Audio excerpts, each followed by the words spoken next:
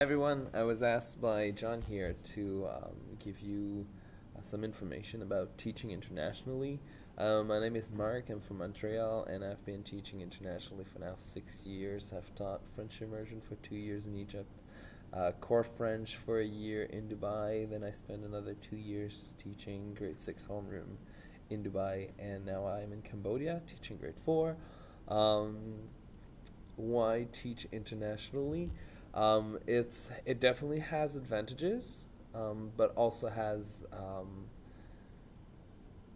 challenges that comes with it. Advantages definitely money.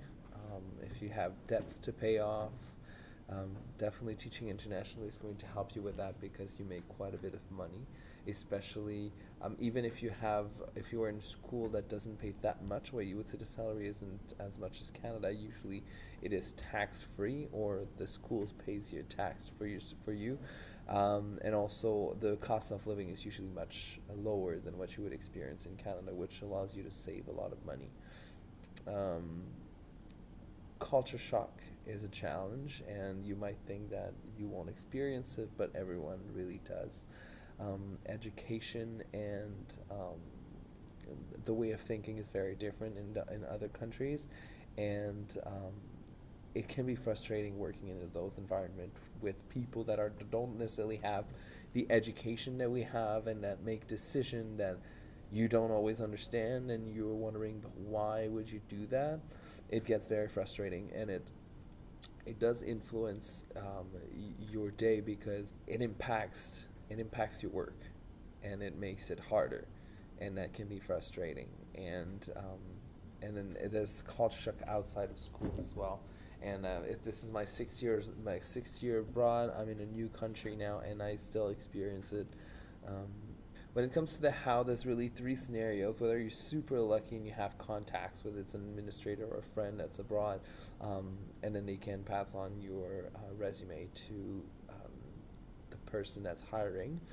The other option is to go through job fairs, and there's a lot of them. There's one in Canada, it's TORF, but there's also some in London, UK, in Bangkok, Thailand. So if you want to travel and experience a little bit of where you would like to go, then that's a good option. And if not, as an option for you to just look up the schools you would like to work at and just apply.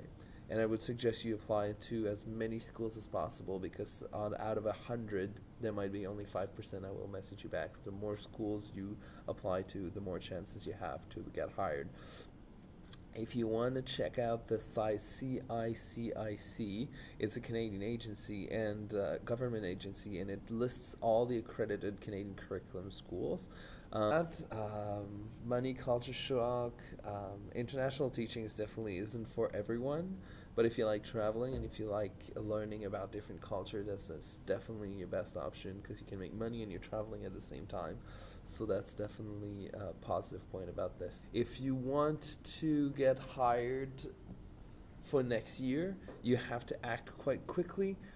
Usually, hiring happens. The first hiring starts end of November, so that's the first wave of hiring. Then you'll have another one in January during the job fairs. Job fairs are usually around third week of January, and then you'll have the last minute hiring in April, where usually now the schools have a better idea of their school population for the next year, so that's where they'll be hiring. And if you're really really lucky, there's last minute hiring in August. But really, if you want to get into good schools and schools that you want, you should start applying, I would say, in December. So if you guys need help, I know John for sure has some experience, and I wish you the best of luck.